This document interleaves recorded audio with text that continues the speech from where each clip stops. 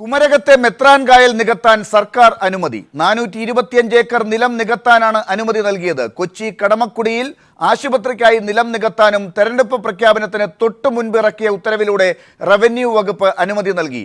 അതേസമയം റവന്യൂ വകുപ്പിന്റെ നടപടിയിൽ KPCC പ്രസിഡന്റ് VM സുധീരൻ അതൃപ്തി റദ്ദാക്കണമെന്ന് VS-ഉം പ്രതികരിച്ചു. ഈ വിഷയമാണ് ന്യൂസ് ആൻഡ് ന്യൂസ് പരിശോധിക്കുന്നത്.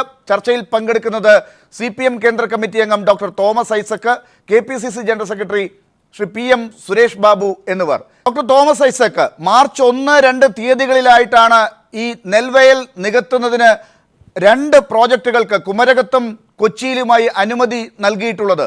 എന്താണ് ഇത്ര തിടുക്കത്തിൽ ഇത്തരത്തിലൊരു ഉത്തരവ് ഇറങ്ങിയതിന് പിന്നിൽ നിങ്ങൾ കാണുന്നത്?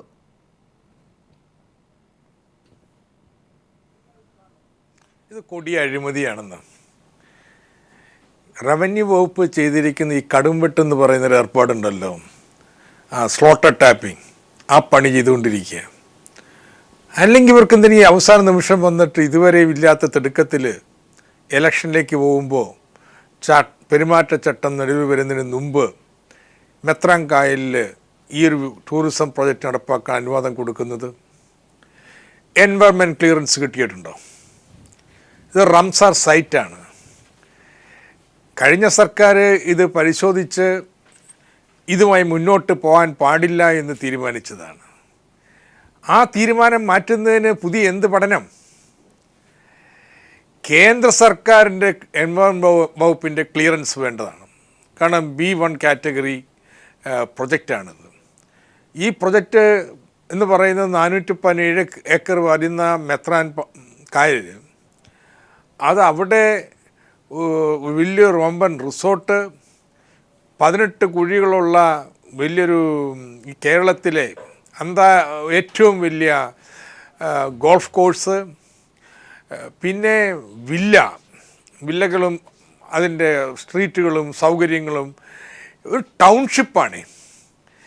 ഇത്തരത്തിലൊരു ടൗൺഷിപ്പ് റംസാർ സൈറ്റ് ആയി പ്രഖ്യാപിച്ചിരിക്കുന്ന പ്രദേശത്ത് കായൽ നികത്തി ചെയ്യുമ്പോൾ അതിന് എൻവയറൺമെൻറ്റൽ ക്ലിയറൻസ് വേണ്ടേ? കേരളത്തിലെ ഭൂവിനിയോഗ നിയമത്തിൽ നിന്ന് അതിൻ്റെ ചട്ടപ്രകാരം എക്സംഷൻ വേണ്ടേ? ഇപ്പോഴത്തെ സ്ഥിതി എന്താണെന്ന് ചോദിച്ചാൽ, ചില ആളുകൾ നിയമവിരുദ്ധമായിട്ട് അവിടുത്തെ കൃഷിക്കാരിൽ നിന്ന് ചുളുവിലക്ക് ഈ ഭൂമിയാകെ മേടിച്ച് വെച്ചിട്ട് കഴിഞ്ഞ 5 വർഷമായിട്ട് അത് തരിച്ചിട്ടിരിക്കുകയാണ്. കഴിഞ്ഞ സർക്കാരിൻ്റെ കാലത്ത് 2 വർഷം തരിച്ചു ചേർന്നാൽ 7-8 വർഷം തരിച്ചിട്ടിരിക്കുക. അവരുടെ ഉടമസ്ഥർ, അവർ കൃഷിയില്ല. എന്നിട്ടിപ്പോൾ തരിശ് ഭൂമിയാണ്, കൃഷിഭൂമിയല്ല എന്ന് പറഞ്ഞ് നികത്താനുള്ള അനുവാദം കൊടുക്കുകയാണ്. ഒരു കാരണവശാലും സമ്മതിക്കാൻ പോകുന്നില്ല.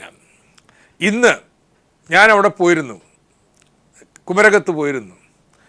അവിടെ കർഷക തൊഴിലാളി യൂണിയനും CPM-ഉം എല്ലാം കൂടി വൈകുന്നേരം പ്രതിഷേധ പ്രകടനങ്ങളും കാര്യങ്ങളും നടത്താൻ പോവുകയാണ്.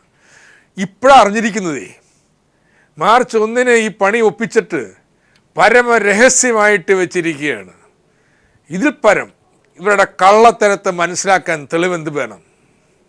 ഞാൻ തിരിച്ചു വരാം doctor Thomas Isaac. Shri PM Suresh Babu, doctor Thomas Isaac തുടക്കത്തിൽ പറഞ്ഞത് താങ്കൾ കേട്ടില്ല എന്നാണ് ഞാൻ മനസ്സിലാക്കുന്നത്, സാങ്കേതിക പ്രശ്നം കാരണം.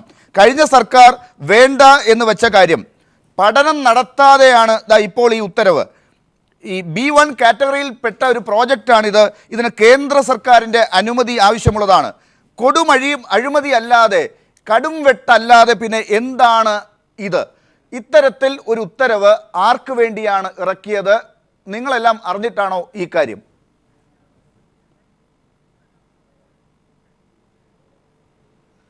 അല്ല, ഗവൺമെൻറ്റിൽ കൂടുതൽ ഗൗരവമായ പരിഗണനയില്ലാതെ ഇത്രയും കൂടുതൽ സ്ഥലം, ഒരു 10 സെൻറ്റ് ഒരാൾക്ക് വീട് വെക്കുന്നതിന് വേണ്ടിയോ മറ്റോ ആണ് അത് നികത്തുന്നതിന് വേണ്ടി അനുവദിക്കുന്നതെങ്കിൽ നമുക്കത് മനസ്സിലാക്കാമായിരുന്നു. ഒരു പ്രോജക്റ്റിന് വേണ്ടി ഒരു ഗവൺമെൻറ് തിരസ്കരിച്ച ആ ഒരു സ്ഥലം രണ്ടാമത് തെരഞ്ഞെടുപ്പിൻ്റെ തലേന്നാളായി കൊണ്ടുവന്ന് അതിനൊരു അനുമതി കൊടുക്കുന്നത് ഒരു ശരിയായ നടപടിക്രമമാണ് എന്ന് പ്രത്യക്ഷത്തിൽ തോന്നുന്നില്ല. പക്ഷേ അതിനകത്ത് ഉള്ള അപാകതകളും വസ്തുതകളും എന്താണ് എന്ന് ഒരു നിഗമനത്തിലെത്തണമെങ്കിൽ അതിനെക്കുറിച്ചൊരു വിശാലമായ പഠനം നടത്തേണ്ടതായിട്ടുണ്ട്. അതിൻ്റെ ഫയൽ നമുക്ക് പരിശോധിക്കേണ്ടതായിട്ടുണ്ട്. ഫയൽ പരിശോധിക്കാനുള്ള ആക്സസ് ഞങ്ങൾക്കൊന്നുമില്ല. എന്നാലും അതിനെക്കുറിച്ച് KPCC പ്രസിഡന്റ് തന്നെ പ്രതികരിച്ചു എന്നാണ് എനിക്ക് തോന്നുന്നത്. ആ പ്രതികരണത്തിൻ്റെയും കൂടെ പശ്ചാത്തലത്തിൽ മന്ത്രി അതിനകത്തുള്ള പരിശോധന നടത്തി തിരുത്തലുകൾ ആവശ്യമുണ്ടെങ്കിൽ തിരുത്തുന്നതിന് വേണ്ടുന്ന നടപടിക്രമങ്ങൾ സ്വീകരിക്കുമെന്ന് തന്നെയാണ് പ്രതീക്ഷ. അങ്ങനെയാണത് വേണ്ടത് താനും. ശ്രീ PM സുരേഷ് ബാബു, ഇതിനകത്ത് എന്ത് തിരുത്തൽ വരുത്താനാണ്? ഈ ഉത്തരവിനകത്ത് എന്തെങ്കിലും തിരുത്തൽ വരുത്തി പുതിയൊരു ഉത്തരവ് ഇറക്കിയത് കൊണ്ട് ഇത് ആയോ? എല്ലാ പ്രാവശ്യവും ഇത്തരത്തിലുള്ള കാര്യങ്ങളൊക്കെ വരുമ്പോൾ പുതിയ രീതിയിൽ ഇത് ശ്രദ്ധിച്ചില്ല, ഉദ്യോഗസ്ഥരുടെ എന്തോ ഇടപെടൽ കൊണ്ടാണ് എന്നൊക്കെ പറഞ്ഞ് രക്ഷപ്പെടാറാണല്ലോ പതിവ്. ഇത് തെരഞ്ഞെടുപ്പിന് തൊട്ട് മുമ്പ് ഇങ്ങനെ ഉണ്ടാകുന്നത് എന്ത് തരത്തിലുള്ള അശ്രദ്ധ കൊണ്ടാണെങ്കിൽ തന്നെയും അത് ക്ഷമിക്കാൻ പറ്റുന്നതാണോ?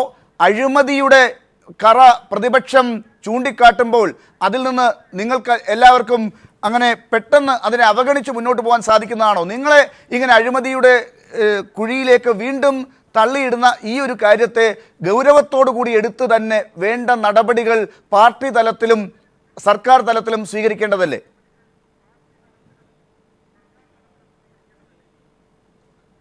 ഇടതുപക്ഷത്തിന് എല്ലാ കാര്യത്തിലും അഴിമതി തന്നെയാണ് കാണാൻ ശ്രമിക്കുന്നത്. അവരത് തന്നെയാണ് ചെയ്തുകൊണ്ടിരിക്കുന്നത്. അതിൽ ഞങ്ങൾക്ക് പുതുതായിട്ട് ഒരു അത്ഭുതമൊന്നുമില്ല. എന്ത് നടപടി ഉണ്ടായാലും അതൊക്കെ അഴിമതിയാണ് എന്ന് പറയുക സ്വാഭാവികമാണ്. പക്ഷേ ഇവിടുത്തെ പ്രശ്നം അതല്ല. ഇവിടെ അതിനേക്കാൾ കൂടുതൽ ഗൗരവമുള്ളതായി എനിക്ക് തോന്നുന്നുള്ളത്, ഇവിടെ കഴിഞ്ഞൊരു ഗവൺമെൻറ് നിഷേധിക്കുകയും ഈ ഗവൺമെൻറ് ഇത്രയും കാലം അധികാരത്തിലിരുന്ന സമയത്തൊന്നും പരിഗണനയിൽ വരാതെ ഇപ്പോൾ പെട്ടെന്നൊരു പരിഗണനയിലേക്ക് വരുമ്പോൾ അഴിമതിയുണ്ട് എന്ന് ആരെങ്കിലും ആക്ഷേപിക്കുന്ന സാഹചര്യം വന്നാൽ അത് പെട്ടെന്ന് തന്നെ അങ്ങനെയൊന്നും അല്ല എന്നൊന്നും പറയാനുള്ള മൗഢ്യമൊന്നും ഞാൻ കാണിക്കുന്നില്ല. പക്ഷേ അഴിമതി രാഷ്ട്രീയ തലത്തിലാകുന്നു എന്ന് വിശ്വസിക്കാൻ നിവൃത്തിയില്ല. പിൽക്കാല ചരിത്രങ്ങൾ അങ്ങനെയല്ല. രാഷ്ട്രീയ തലത്തിലല്ലാത്ത അഴിമതികൾ ഉണ്ടെങ്കിൽ അത് തിരുത്തണം. തിരുത്തുന്നത് കാര്യത്തിൽ ഗവൺമെൻറ്റിൻ്റെ ഭാഗത്ത്, മന്ത്രിയുടെ ഭാഗത്ത് നിന്ന് ശക്തമായ ഇടപെടൽ ഉണ്ടാകും എന്ന് തന്നെയാണ് എനിക്ക് വീണ്ടും പറയാനുള്ളത്. ഡോക്ടർ തോമസ് ഐസക്, ഈ കാര്യത്തിനകത്ത് അഴിമതി ഇല്ല എന്ന് KPCCയുടെ ജനറൽ സെക്രട്ടറി വാദിക്കാൻ നിൽക്കുന്നില്ല. ഇതാർക്കും അങ്ങനെ പെട്ടെന്ന് അങ്ങനെ ഒരു വാദത്തിലേക്ക് എത്താനും സാധിക്കുന്നതുമല്ല. പക്ഷേ അതിനകത്ത് രാഷ്ട്രീയപരമായ ഒരു അഴിമതിയാണോ നടന്നിട്ടുള്ളത് എന്ന കാര്യത്തിലാണ് അദ്ദേഹത്തിന് സംശയം. ആ ഒരു സംശയത്തിൻ്റെ ആനുകൂല്യം ഈ കാര്യത്തിൽ നൽകേണ്ടതുണ്ടോ?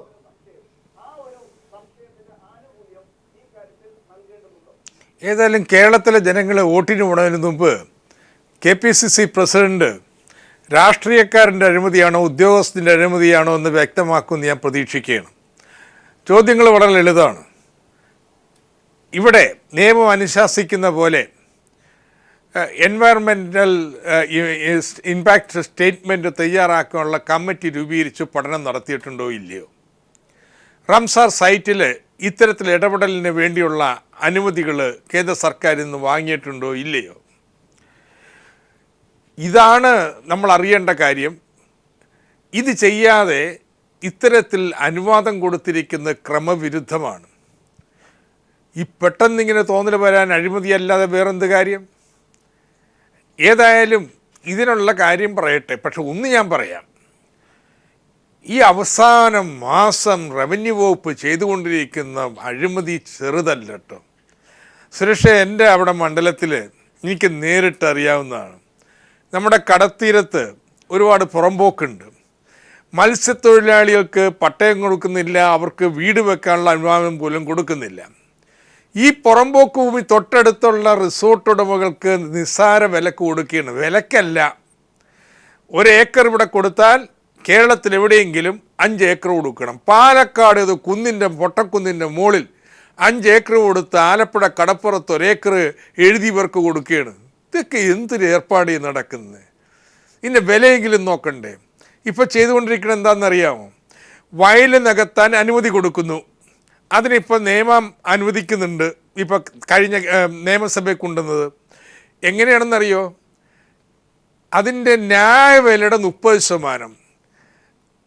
ഇത് കരഭൂമിയുടെ 30%അല്ല, നിലത്തിൻ്റെ ന്യായവിലയുടെ 30% അത് കൊടുത്തു കഴിഞ്ഞാൽ നികത്താമെന്നുള്ള നില വന്നിരിക്കുകയാണ്. കേരളത്തിൽ അങ്ങോളം ഇങ്ങോളം കൊടുത്തുകൊണ്ടിരിക്കുക. ആലപ്പുഴയിലെ കളക്ടർ ഇങ്ങനെ വന്ന മോളിൽ നിന്ന് ശുപാർശ ഉണ്ടായിട്ട് പോലും ഒറ്റ നികത്തലിന് അനുമതി കൊടുത്തില്ല. അദ്ദേഹം പറഞ്ഞു ഇത് സാധ്യമല്ല. അതിൻ്റെ അടിസ്ഥാനത്തിൽ എന്താ ഉണ്ടായിക്കുന്നറിയോ, ആ കളക്ടർ അവിടെ നിന്ന് സ്ഥലം മാറ്റി. ഇപ്പം എന്താ ചെയ്യാൻ പോകണമെന്ന് ഞങ്ങൾ അന്വേഷിക്കുന്നുണ്ട്. ഇതെന്താ ഈ നടക്കണ ഈ നാട്ടിൽ? സത്യം പറഞ്ഞു കഴിഞ്ഞാൽ നമ്മുടെ നാടിൻ്റെ പരിസ്ഥിതിയെ ഇനി തിരുത്താൻ പറ്റാത്ത രീതിയിൽ തകർത്ത് തരിപ്പണമാക്കിക്കൊണ്ടിരിക്കുകയാണ്.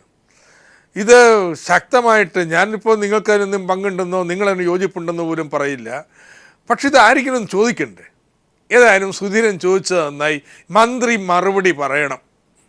ശ്രീ പി എം സുരേഷ് ബാബു, മന്ത്രി ഈ കാര്യത്തിൽ മറുപടി പറയണമെന്ന് പറയുമ്പോൾ തന്നെ ഡോക്ടർ തോമസ് ഐസക് തുടക്കത്തിൽ ചോദിച്ച ചോദ്യങ്ങൾക്ക് ഉത്തരം പറയേണ്ടത് KPCC പ്രസിഡന്റ് കൂടിയാണ്. കാരണം തെരഞ്ഞെടുപ്പ് അടുത്തു വന്നിരിക്കുന്ന ഘട്ടത്തിൽ ഇത് രാഷ്ട്രീയമായി തന്നെ ചോദ്യം ചെയ്യപ്പെടും, ജനങ്ങളുടെ മുമ്പിൽ വലിയ വിഷയമായി മാറുകയും ചെയ്യുന്നു. ഇത് എൻവയോൺമെന്റൽ ഇമ്പാക്റ്റ് അസസ്മെന്റ് നടത്തിയിട്ടുള്ളതാണോ, കേന്ദ്ര സർക്കാരിൻ്റെ അനുമതി വാങ്ങിയിട്ടുള്ളതാണോ? ഇതൊന്നുമില്ലാതെ ഈ സ്വകാര്യ ആളുകൾക്ക് പ്രോജക്റ്റിന് വേണ്ടി ഈ കാര്യങ്ങൾ ഇങ്ങനെ തെരഞ്ഞെടുപ്പിന് തൊട്ട് മുമ്പ്, വിജ്ഞാപനം വരുന്നതിന് മുമ്പ് ഇങ്ങനെ നൽകുന്നത് എന്തുകൊണ്ടാണ് എന്ന് അന്വേഷിച്ച് കോൺഗ്രസ് പാർട്ടി ജനങ്ങളോട് പറയുമോ തെരഞ്ഞെടുപ്പിന് മുൻപ്?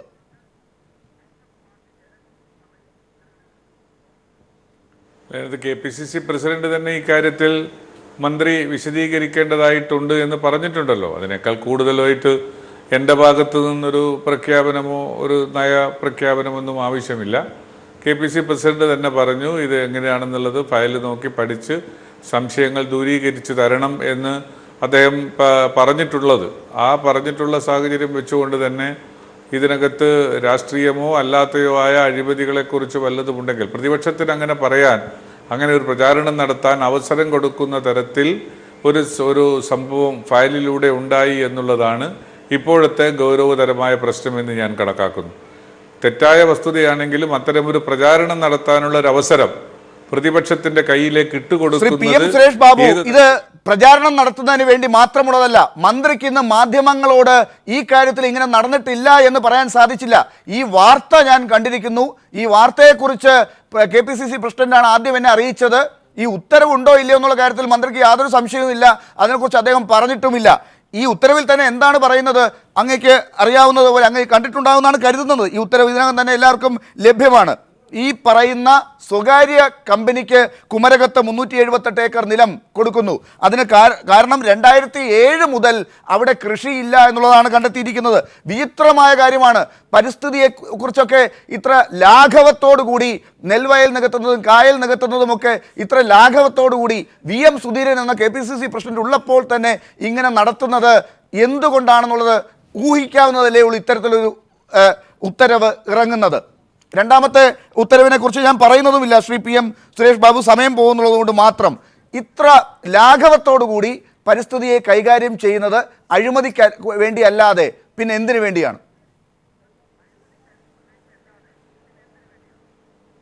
ഞാൻ പറഞ്ഞല്ലോ, അഴിമതി ആരോപിക്കാനുള്ള സാഹചര്യം ഈ ഫയലിലൂടെയും ഉത്തരവിലൂടെയും ഉണ്ട്. പക്ഷേ അത് അഴിമതി ആരോപിക്കാനുള്ള ഒരു സാഹചര്യം പ്രതിപക്ഷത്തിന്റെ കയ്യിലേക്ക് ഇട്ടുകൊടുക്കുന്ന ഉത്തരവാദിത്വമില്ലായ്മ, അതല്ലെങ്കിൽ ലാഘവ ബുദ്ധി കാണിച്ചത് എന്ത് എന്നതിനെ കുറിച്ചാണ് നമ്മൾ ആലോചിക്കേണ്ടത്. അതിനുവേണ്ടിയുള്ള കാര്യങ്ങൾ അങ്ങനെ ഒരു പാർട്ടിയെ മുഴുവൻ, കേരളത്തിലെ ഒരു മുന്നണിയെ മുഴുവൻ, ഭരിക്കുന്ന സർക്കാരിനെ മുഴുവൻ ഇങ്ങനെ സംശയത്തിന്റെ നിഴലിൽ നിർത്തുന്നവരെ വീണ്ടും എന്തുകൊണ്ടാണ് സംരക്ഷിച്ച് മുന്നോട്ട് പോകുന്നത്? ഒറ്റയടിക്ക് സംശയത്തിന്റെ പേരിൽ തന്നെ മാറി നിന്നുകൊണ്ട് ഈ കാര്യം ജനങ്ങളുടെ മുമ്പാകെ അറിയിച്ചിട്ട് മതി ഇനി മുന്നോട്ട് എന്ന് തീരുമാനിക്കണ്ടേ? അതിനുള്ള ചങ്കൂറ്റം എന്തുകൊണ്ടാണ് കാണിക്കാത്തത്?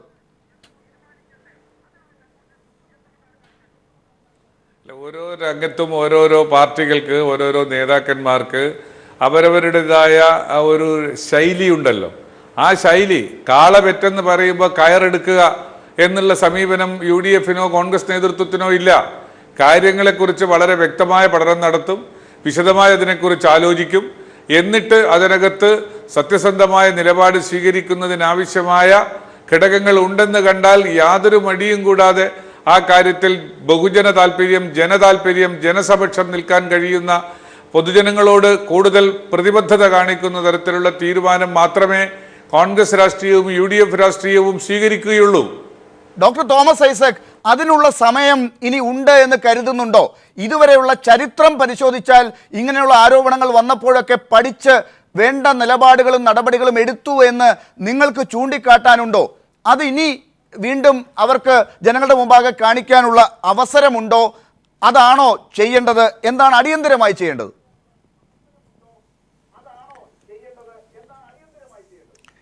പഠനത്തിൻ്റെ ആവശ്യമില്ല, നീ ഉത്തരവ് റദ്ദാക്കണം. കാരണം എൻവയറമെൻ്റൽ ഇമ്പാക്ട് സ്റ്റേറ്റ്മെൻ്റ് ഉണ്ട് തയ്യാറാക്കുക എന്ന് പറഞ്ഞാൽ അതിൽ പബ്ലിക് ഹിയറിംഗും ഉണ്ട്. ഇത് 2500 കോടി രൂപ മുതൽ മുടക്ക് വരുന്നൊരു വമ്പൻ പ്രൊജക്റ്റാണ്. അപ്പോൾ ഇത്രയും ഭൂമി നികത്തേണ്ടി വരുന്ന പ്രൊജക്റ്റ് ഇത്ര തുകയ്ക്കുള്ളത്, അതിനെ ഔപചാരികമായിട്ട് എൻവയറമെൻ്റൽ ഇമ്പാക്ട് സ്റ്റഡി നടത്തുന്നതിന് ചുറ്റുവട്ടങ്ങൾ നിയമത്തിൽ തന്നെയുണ്ട്. അതുപ്രകാരം പബ്ലിക് ഹിയറിംഗ് നടത്തണം. ആരെങ്കിലും എവിടെയെങ്കിലും കേട്ടിട്ടുണ്ടോ സ്റ്റഡി നടത്തിയിട്ടുണ്ടെന്ന് പൊതുജനത്തോട് പറഞ്ഞിട്ടുണ്ടോ? 1-ാം തീയതി 2-ാം തീയതി ഈ ഓർഡർ ഇറക്കിക്കഴിഞ്ഞിട്ട് ഇതുവരെ കേരളത്തിലുള്ള ഒരാൾ ഇന്നല്ലേ തിരിച്ചറിയുന്നത് ഇങ്ങനെ ഏർപ്പാടുണ്ട് എന്നുള്ളത്. അപ്പം അതുകൊണ്ട് വേറെ ചർച്ച വേണ്ട, ഈ ഉത്തരവ് പിൻവലിച്ചേ പറ്റൂ.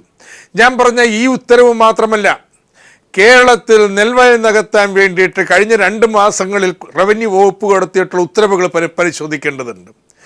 ഭൂരഹിതരുടെ പേരിലാണ്, ഭൂരഹിത കേരളത്തിന് വേണ്ടിയിട്ടാണ് ഭൂമി കൊടുക്കാൻ വേണ്ടി മനുഷ്യന്മാർ കയറാത്ത മലയുടെ മുകളിൽ 4-5 ഏക്കർ ഭൂമി വന്നാൽ കണ്ണായ 1 ഏക്കർ ഭൂമി 2 ഏക്കർ ഭൂമി ഇവിടെ എഴുതി കൊടുക്കുന്ന ഏർപ്പാടുമായിട്ട് വന്നിരിക്കുന്നത്. ഇതൊക്കെ ആകെ തിരുത്തേണ്ടത്. ആരും പൂച്ച പാല കുടിക്കുന്നില്ല, കണ്ണുടച്ചിരുന്ന റവന്യൂ മന്ത്രി ഈ പണി ചെയ്തുകൊണ്ടിരിക്കുകയാണ്. അപ്പം എന്നിട്ട് വളരെ മാന്യനായിട്ട് നടക്കുകയും ചെയ്യുന്നു. ഇതൊക്കെ എങ്ങനെ ചെയ്യാൻ പറ്റുന്നു ഇവർക്ക്? അതെനിക്ക് മനസ്സിലാത്ത എങ്ങനെ ചെയ്യാൻ പറ്റുന്നു. ആര് കണ്ടാലും നഗ്നമായിട്ടുള്ള ഈ അഴിമതി. അതുകൊണ്ട് ഞാൻ പറയാം, ഇനി വരുന്നൊരു സർക്കാർ, ഈ UDF സർക്കാർ അവസാനത്തെ ഈ 2 മാസ കാലത്തെടുത്തിട്ടുള്ള എല്ലാ തീരുമാനങ്ങളും പരിശോധിക്കുക തന്നെ വേണം. കാരണം ഇതിൽ നല്ലൊരു പങ്ക് അനധികൃത നിയമനങ്ങൾ, സ്ഥിരപ്പെടുത്തലുകൾ, എന്തൊക്കെ ഈ അവസാന നിമിഷങ്ങളിൽ ചെയ്യാൻ പറ്റുമോ അതൊക്കെ അങ്ങ് ചെയ്തുകൊണ്ടിരിക്കുകയാണ്. അതിൽപ്പെട്ടതാണ് ഈ അഴിമതിയും. അപ്പം അതുകൊണ്ട് ഇതൊക്കെ രണ്ടാമത് പുനഃപരിശോധനയ്ക്ക് വിധേയമാക്കുക തന്നെ വേണം എന്നാണ് എൻ്റെ ഡോക്ടർ തോമസ് ഐസക്. ഈ ഉത്തരവിൽ ഈ കുമരകത്തെ ഭൂമിയെക്കുറിച്ച് പറയുന്ന ഉത്തരവിനകത്ത് പറയുന്നത് പരിസ്ഥിതി സൗഹൃദമായ പുതിയ പദ്ധതിയായി ഇപ്പോഴത്തെ പ്രോജക്റ്റ് കാണുന്നതിനാലും കളക്റ്റീവ് ഫാമിംഗ് ആയ നെൽകൃഷി ഇപ്പോഴത്തെ സാഹചര്യത്തിൽ ചെയ്യാൻ സാധിക്കാത്തതിനാലും വളരെയധികം തൊഴിലവസരങ്ങൾ സൃഷ്ടിക്കുന്നതും പ്രോജക്റ്റ് പ്രകാരം 2200 കോടി രൂപ നിക്ഷേപം വരുന്നതിനാലും സംസ്ഥാന ടൂറിസം മേഖലയ്ക്ക് അന്താരാഷ്ട്ര തലത്തിൽ സാന്നിധ്യം ലഭിക്കുമെന്നതിനാലും വൻ പദ്ധതികൾക്ക് സർക്കാർ അനുകൂല ഉത്തരവുകൾ ഉണ്ടായിട്ടുള്ള സാഹചര്യത്തിലും ഈ പദ്ധതി പരിഗണിക്കാവുന്നതാണെന്ന് കോട്ടയം ജില്ലാ കളക്ടർ പറഞ്ഞതിന് പ്രകാരമാണ് ഇതിന് 2008 നിയമത്തിന് വിധേയമായി ഇങ്ങനെ ഒരു ഉത്തരവ് നൽകുന്നത്.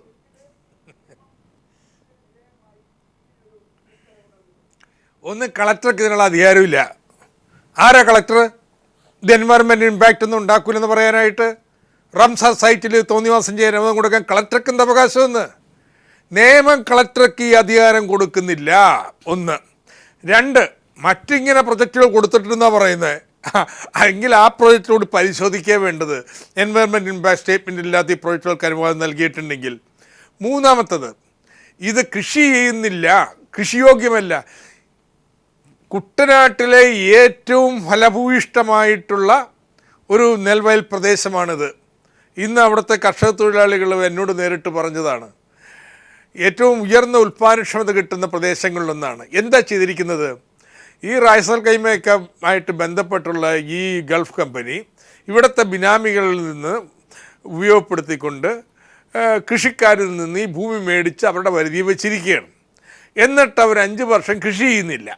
എന്നിട്ടിപ്പോൾ അതിന്യായം പറഞ്ഞുകൊണ്ട് അത് നികത്താനുള്ള അനുവാദം മേടിച്ചെടുക്കുകയാണ്. 3, ഇത് വൻ ടൂറിസം സാധ്യത ഉണ്ടാക്കും. ഈ ഉത്തരവാദിത്ത ടൂറിസത്തിൻ്റെ നയം പാസ്സാക്കിയിട്ടുള്ള സംസ്ഥാനമല്ല ഇതെന്ന് UDF സർക്കാരും അതല്ലേ പറയുന്നത്. ഈ ഉത്തരവാദിത്ത ടൂറിസം എന്ന് വെച്ചാൽ എന്താണ്? ഇവിടുത്തെ തണ്ണീർത്തടങ്ങളൊക്കെ നികത്തി അവിടെ കെട്ടിടം വെക്കല, എവിടെയൊക്കെ എല്ലാ പരിസ്ഥിതി നിയമങ്ങളും ലംഘിച്ചുകൊണ്ട് റിസോർട്ട് ഉണ്ടാക്കിയ ടൂറിസം നിൽക്കുന്നതാണോ? നിൽക്കൂല എന്നുള്ള അഭിപ്രായത്തിലല്ലേ കേരളത്തിലെ ഉത്തരവാദിത്ത ടൂറിസം നയം കൊണ്ടുവന്നത്. അപ്പോൾ ഈ ഉത്തരവിൽ പറയുന്ന ഓരോ കാര്യവും അസംബന്ധമാണ്.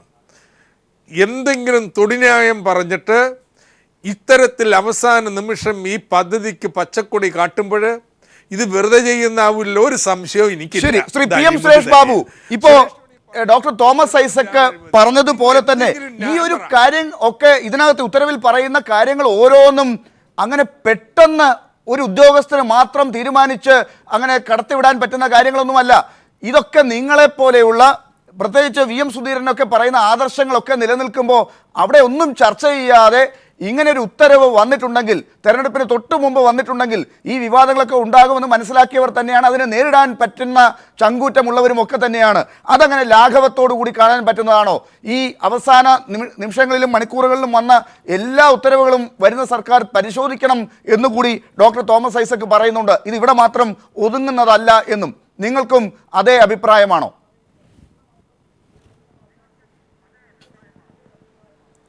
അതായത് അവസാന നിമിഷത്തിൽ സർക്കാരിൻ്റെ ഭാഗത്ത് നിന്ന് ഇറക്കപ്പെടുന്ന ഉത്തരവുകളിൽ തെറ്റായതായ രീതികൾ അവലംബിക്കപ്പെട്ടിട്ടുണ്ടോ എന്ന് വരുന്ന സർക്കാരുകൾക്ക് പരിശോധിക്കേണ്ടതാണ്, പരിശോധിക്കാവുന്നതുമാണ്. അത് പരിശോധിക്കേണ്ടതുമാണ്. അതിനകത്തൊന്നും ഞാൻ മറ്റൊരഭിപ്രായം വെച്ച് പുലർത്തുന്ന ആളല്ല. സുതാര്യമായ ഭരണം, ജനക്ഷേമകരമായ ജനപക്ഷമായ തീരുമാനങ്ങൾ എടുക്കാനാണ് ഗവൺമെൻറ്റിനുള്ള മാൻഡേറ്റ്. ഗവൺമെൻറ്റിൻ്റെ മാൻഡേറ്റ് അത് ഏത് സർക്കാരിനായാലും ആ മാൻഡേറ്റ് അനുസരിച്ച് മാത്രമേ തീരുമാനങ്ങൾ എടുക്കാവൂ. ജനപക്ഷ തീരുമാനങ്ങൾ ജനവിരുദ്ധമാണെന്ന് തോന്നുന്ന സാഹചര്യം വന്നാൽ അതിന് തിരുത്തലുകൾ വരുത്താൻ, അതിനെ വേണ്ട എന്ന് വെക്കാനുള്ള അധികാരം അങ്ങനെയാണെങ്കിൽ ഈ ഉത്തരവ് റദ്ദാക്കണം എന്നാണ് ഒരു KPCC ഭാരവാഹി എന്നുള്ള നിലയ്ക്ക് താങ്കളുടെ വ്യക്തിപരമായ അഭിപ്രായം.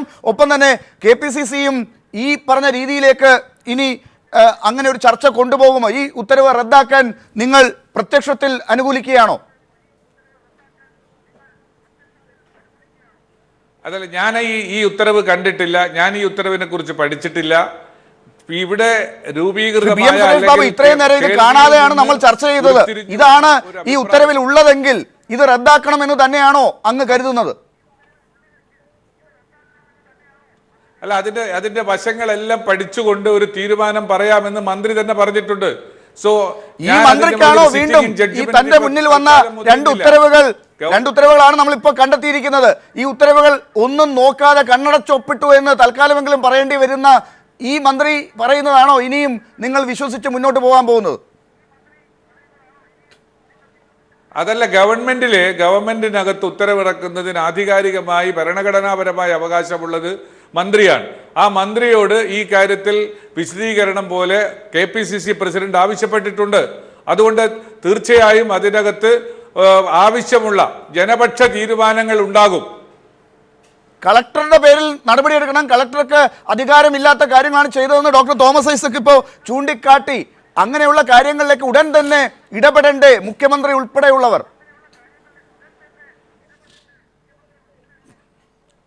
ഡോക്ടർ തോമസ് ഐസക് സാറ് ഇപ്പോൾ MLA ആണ്. നിലവിൽ അദ്ദേഹം കുറെ കാലം മന്ത്രിയായിരുന്ന ആളാണ്. ഗവൺമെന്റിന്റെ നടപടിക്രമങ്ങളെക്കുറിച്ച്, ഗവൺമെന്റിന്റെ അധികാരങ്ങളെക്കുറിച്ചൊക്കെ വളരെ അനുഭവജ്ഞാനമുള്ള ഒരു മഹത് വ്യക്തിയാണ്. അദ്ദേഹം പറയുന്നത് ഞാൻ തന്നെ വീണ്ടും ആവർത്തിക്കേണ്ടുന്ന കാര്യമില്ല. ആ പറയുന്നതിലെ ശരികൾ സ്വീകരിക്കാൻ മനസ്സുള്ള ഒരു രാഷ്ട്രീയക്കാരനാണ് ഞാൻ. ശ്രീ PM സുരേഷ് ബാബു, അതായത് ഡോക്ടർ തോമസ് ഐസക് ഇന്ന് ഈ ചർച്ചയിൽ വന്നിരുന്ന പറഞ്ഞ കാര്യങ്ങൾ ഒന്നും അങ്ങ് ഖണ്ഡിച്ചിട്ടില്ല. അതായത് പ്രതിപക്ഷം പറയുന്നത് അക്ഷരം പ്രതി ശരിയാണെന്ന് നിങ്ങളെപ്പോലുള്ളവർക്ക് മനസ്സിലാകുന്നു, അതൊക്കെ അംഗീകരിക്കുകയും ചെയ്യുന്നു. അത്രയുമാണ് പരിമിതമായ താങ്കളുടെ ഭാഷയ്ക്കകത്ത് നിന്നുകൊണ്ട് താങ്കൾക്ക് ഇപ്പം പറയാൻ സാധിക്കുക. താങ്കൾ ഞാൻ പറയാത്തതും എഴുതാപ്പുറം വായിക്കരുത് എന്നാണ് എൻ്റെ ഒരു അപേക്ഷ. ഡോക്ടർ തോമസ് ഐസക്, ഒരു സംശയമുള്ളത്, ഇനിയിപ്പോൾ ഇത് റദ്ദാക്കുക, കളക്ടർ പോലെയുള്ളവരെയൊക്കെ എതിരായിട്ട് നടപടി എടുക്കുക എന്നതൊക്കെ ഈ സർക്കാരിന് ഇനി ചെയ്യാൻ സാധിക്കുന്നതാണോ? അതോ അതിനപ്പുറമുള്ള ഇടപെടലുകൾ വേറെ ആരെങ്കിലും നടത്തേണ്ടി വരുമോ? ഇപ്പോൾ കോഡ് ഓഫ് കോണ്ടക്റ്റ് ഒക്കെ ഉള്ള സമയമാണല്ലോ. എന്താണ് ചെയ്യാൻ പറ്റുക? അവർക്ക് അതിനുള്ള അവസരം പോയോ? ജനങ്ങൾ തന്നെ തീരുമാനിച്ച് അടുത്ത സർക്കാരിലേക്ക് കാര്യങ്ങൾ കൈമാറേണ്ടി വരുമോ?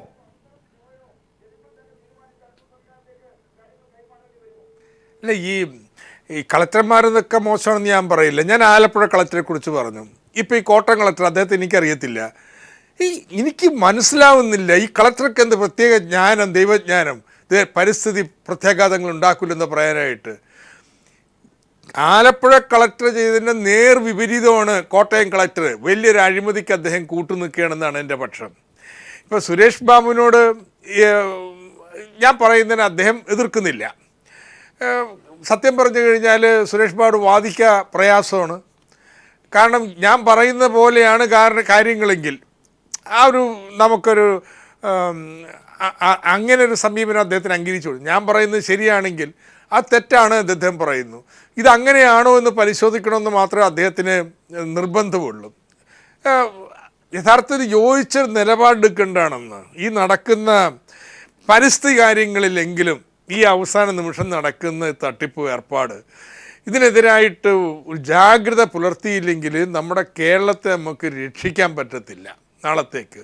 ആ അവസ്ഥയിലേക്ക് പോവുകയാണ്. പക്ഷേ ഇന്നിപ്പോൾ ഈ ഓർഡർ വായിച്ചപ്പോഴാണ് എനിക്കിപ്പോൾ ഒരു കാര്യം, ഇത് വേണോ വേണ്ടെന്ന് പലവട്ടം ഞാൻ ചിന്തിക്കാറുണ്ട്.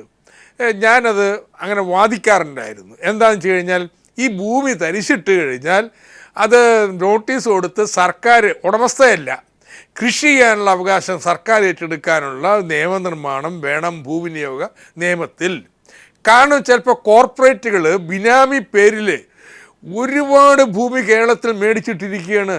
നെൽവയലുകളെല്ലാം ഈ നെൽവയലുകളൊക്കെ ചുളുവിലക്ക് കിട്ടുന്നതാണ്. പല പേരും മേടിച്ചിട്ടിട്ട് അവിടെ കൃഷി ചെയ്യുന്നില്ല. അതങ്ങനെ കാട് പിടിച്ച് കടന്നു കഴിയുമ്പോഴത്തേനും നാളെ തരിശാണ് എന്ന് പറഞ്ഞ് അതിൻ്റെ മൂലക്ക്, ഇന്നത്തെ നിയമപ്രകാരം മൂലക്ക് എവിടെയെങ്കിലും ആരെങ്കിലും നികത്തിക്കഴിഞ്ഞാൽ അതിൻ്റെ പേര് പറഞ്ഞ് ബാക്കി മുഴുവൻ നികത്താൻ അവകാശം മേടിക്കാം.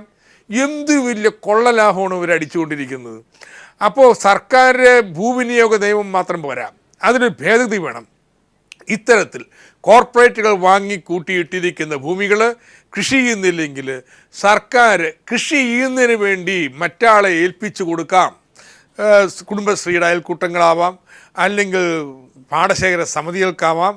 അത്തരത്തിൽ സർക്കാരിന് അധികാരം നൽകുന്നൊരു ഭേദഗതി ഭൂവിനിയോഗ നിയമത്തിൽ വരുത്തിക്കൊണ്ട് മാത്രമേ കേരളത്തിലെ നെൽവയലുകൾ നമുക്ക് ഈ മാഫിയകളിൽ നിന്ന് രക്ഷിക്കാനാവും. എന്തായാലും പഴയ അഴിമതി കഥകളൊക്കെ ഇനി തെരഞ്ഞെടുപ്പ് നീട്ടിവെച്ചത് കൊണ്ട് കുറച്ചുകൂടെ മുന്നോട്ട് പോകുന്നത് കൊണ്ട് ജനങ്ങൾ മറക്കും എന്ന് കരുതി ഇരുന്ന UDF-നാണ് ഇപ്പോൾ ഒരു വലിയ തിരിച്ചടിയായി വിജ്ഞാപനം ഇറങ്ങിയതിൻ്റെ തൊട്ട് അടുത്ത ദിവസം തന്നെ, കോഡ് ഓഫ് കോണ്ടക്ട് വന്നതിൻ്റെ തൊട്ടടുത്ത ദിവസം തന്നെ ഉണ്ടായിരിക്കുന്നത് നെൽവയലിൽ എന്ത് മറുപടിയാണ് KPCC-യും UDF-ഉം സർക്കാരും പറയാൻ പോകുന്നത് എന്നാണ് ഇനി ജനങ്ങൾ ഉറ്റുനോക്കുന്നത്. വളരെ നന്ദി ചർച്ചയിൽ പങ്കെടുത്തതിന് ഡോക്ടർ തോമസ് ഐസക്, PM സുരേഷ് ബാബു. ഇടവേളയ്ക്ക് ശേഷം ചർച്ച ചെയ്യുന്നത് കനയ്യകുമാറിനെതിരെയുള്ള ഭീഷണിയെ കേന്ദ്ര സർക്കാർ എങ്ങനെ കാണുന്നു. JNU യൂണിയൻ ചെയർമാൻ കനയ്യകുമാറിനെ കൊലപ്പെടുത്താൻ ആഹ്വാനം ചെയ്ത് ദില്ലിയിൽ വ്യാപക പോസ്റ്റർ പ്രചരണം. വെടിവെച്ച് കൊലപ്പെടുത്തുന്നവർക്ക് 11 ലക്ഷം രൂപ പാരിതോഷികം നൽകുമെന്നും പൂർവാഞ്ചൽ സേന എന്ന സംഘടനയുടെ പേരിൽ പതിച്ച പോസ്റ്ററിൽ പ്രഖ്യാപിക്കുന്നു. കനയ്യയുടെ നാവറുത്താൽ 5 ലക്ഷം രൂപ പാരിതോഷികം നൽകുമെന്ന പ്രഖ്യാപനവുമായി യുവമോർച്ച നേതാവ് കുൽദീപ് വർഷ്ണി രംഗത്തെത്തി.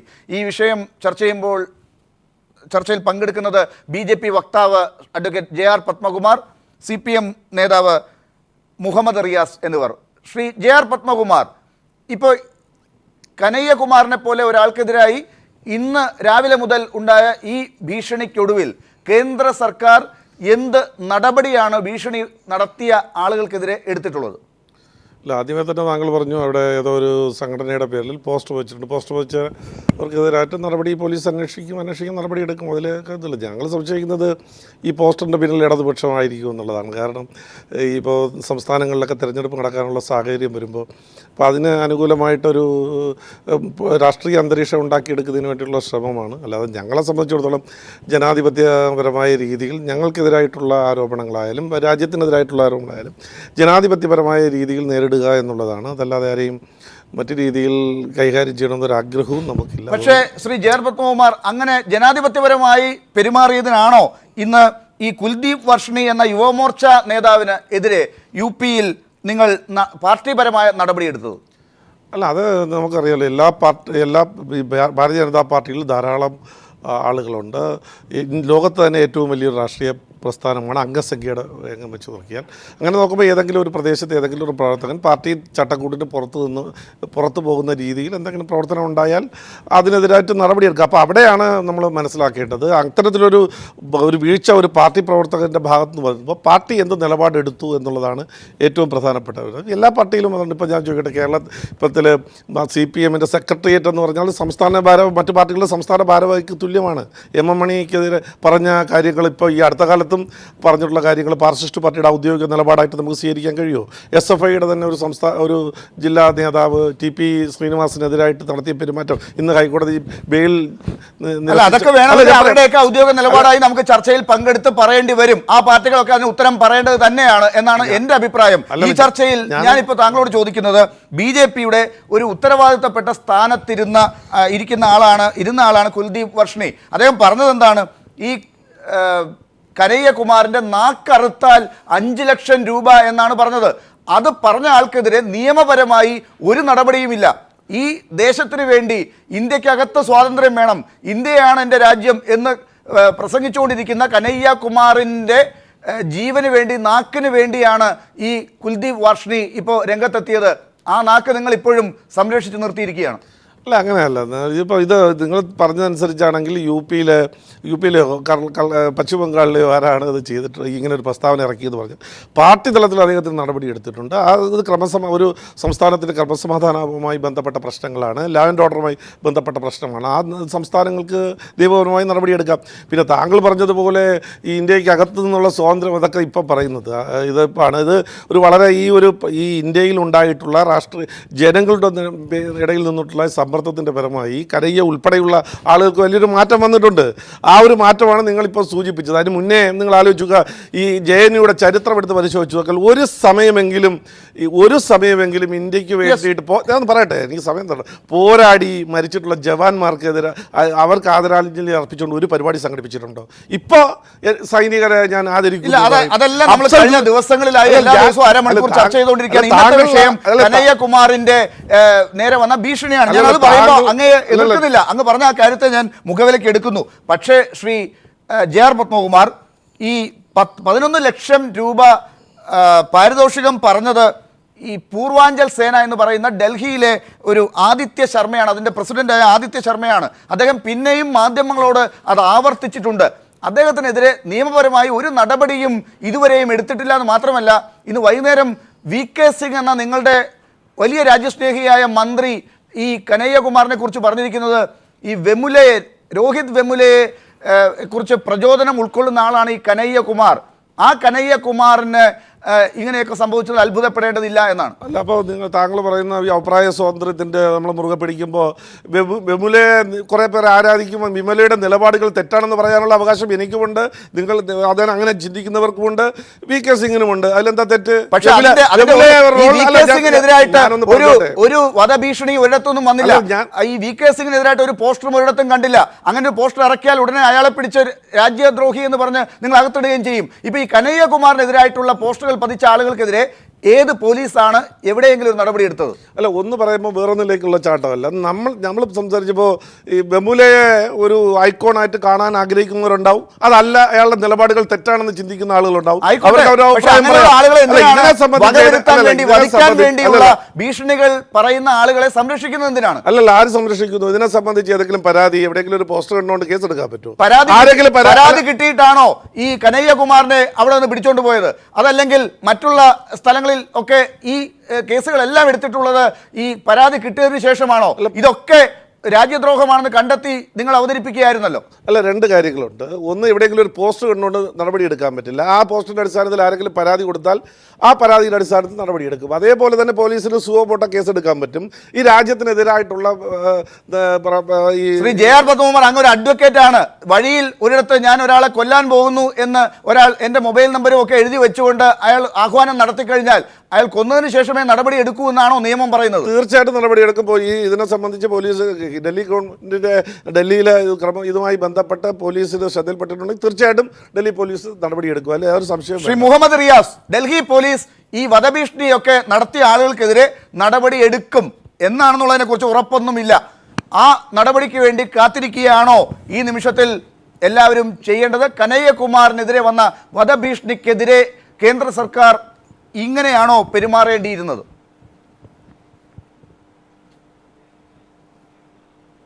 ഇത് രണ്ട് രീതിയിൽ ഈ വിഷയത്തോട് ഭരണകക്ഷിയിലെ പ്രബല പാർട്ടിയായ BJP സമീപിച്ചത് കാണണം. ഒന്ന്, എത്രത്തോളം ജനങ്ങളിൽ നിന്നും ഇത്തരം അസഹിഷ്ണുതയുടെ പര്യായമായി ഈ പ്രസ്ഥാനം മാറിയതിൻ്റെ ഭാഗമായി അകന്നു എന്നുള്ളതിൻ്റെ ഉദാഹരണമാണ് ഇപ്പോൾ ഇവിടെ കണ്ടിട്ടുള്ളത്. ഇതിൻ്റെ ഭാഗമായി ഒരു നടപടിയിലേക്ക് അവർ പോകും എന്ന് പറയാൻ നിർബന്ധിതരായത് എത്രത്തോളം ജനങ്ങളിൽ നിന്നും ഉത്തരവാദിത്തപ്പെട്ട കേന്ദ്രമന്ത്രിമാരുൾപ്പെടെ നടത്തിക്കൊണ്ടിരിക്കുന്ന പ്രസ്താവനകളും അക്രമവാസന വളർത്തുവാനുള്ള ആഹ്വാനങ്ങളും ജനങ്ങൾക്കിടയിൽ ഇവർ എത്രത്തോളം ഒറ്റപ്പെട്ടു എന്നുള്ളതിൻ്റെ ഉദാഹരണം. പ്രത്യേകിച്ച് വരാൻ വേണ്ടി പോകുന്ന നിയമസഭാ തെരഞ്ഞെടുപ്പുകളിൽ ആ സംസ്ഥാനങ്ങളിലെ BJP സ്ഥാനാർത്ഥികളെ വലിയ രീതിയിലേക്ക് ബാധിക്കുന്ന വിഷയങ്ങളാണ് രാജ്യത്താകെ നടന്നുകൊണ്ടിരിക്കുന്നത്.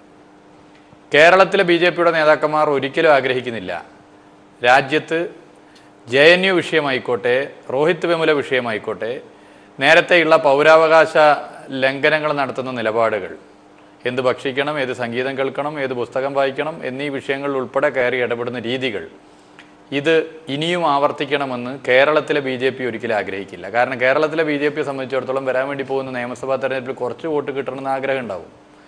ആ ആഗ്രഹമുള്ളത് കൊണ്ടാണ് ഇത്തരം പ്രസ്താവന നടത്തുന്ന ഒരാളെയും കേരളത്തിൽ പ്രചരണത്തിന് BJP അടുപ്പിക്കാത്തത്. ഇപ്പം ഈ വിവാദ പ്രസ്താവനകൾ നടത്തിയ നിരവധി നേതാക്കന്മാരുണ്ട്. അവരിൽ ഒരാളെയും കേരളത്തിലെ BJPയുടെ സ്ഥാനാർത്ഥികളുടെ വിജയത്തിന് വേണ്ടി കൊണ്ടുവരാൻ BJP തയ്യാറാകില്ല. പക്ഷേ എത്ര കാലം ശ്രീ വെള്ളാപ്പള്ളി നടേശനെ പോലെയുള്ള ആളുകളെ ഇപ്പോഴും കൂടെ നിർത്തിയിട്ടുണ്ട് BJP എന്നുള്ളത് താങ്കൾ മറന്നോ? അല്ല, അത് സത്യം തന്നെ. പക്ഷെ ഞാൻ പറഞ്ഞു വരുന്നത്, കേരളം എന്താണെന്ന് ദേശീയ BJP നേതൃത്വത്തിന് അറിയില്ലെങ്കിലും കേരളത്തിലെ BJPയിലെ ചില നേതാക്കന്മാരെങ്കിലും മനസ്സിലാക്കാൻ ശ്രമിക്കുന്നുണ്ട്. അതുകൊണ്ടാണ് പലരും ഇവിടെ വെച്ച് ചിലത് മാറ്റി പറയാനും ഇത്തിരി സോഫ്റ്റായി നിലപാട് കൈക്കൊള്ളാനും കാരണം. കേരളത്തിലെ പ്രബുദ്ധരായ ജനങ്ങൾ, ഇന്ത്യയിലെ മതനിരപേക്ഷതയ്ക്ക് മാതൃകയാണ് കേരളം.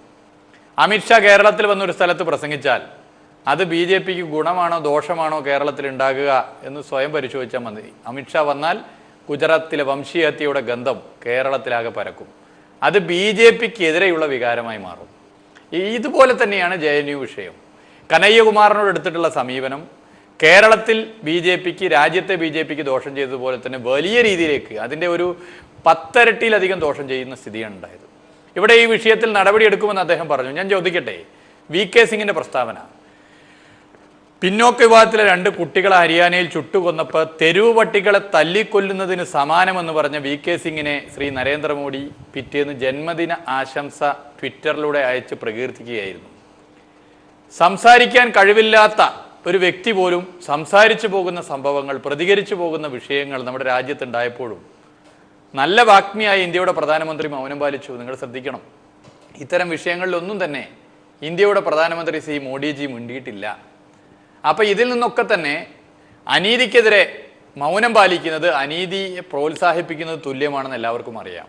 പക്ഷെ ഇവിടെ ഏറ്റവും അവസാനം ഇത് എത്തി നിൽക്കുന്നത് എവിടേക്കാണ്? അസഹിഷ്ണുതയുടെ മൂർത്തി രൂപമായി ഇന്ത്യയിലെ മന്ത്രിമാർ മാറുന്നു.